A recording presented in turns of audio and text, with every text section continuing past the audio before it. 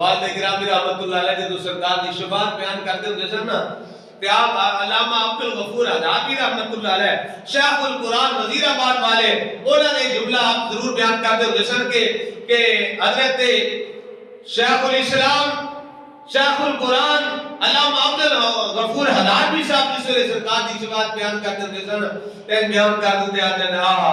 میرے محبوب دی شفاعت آہا ماں نے محبوب دی شفاعت آہا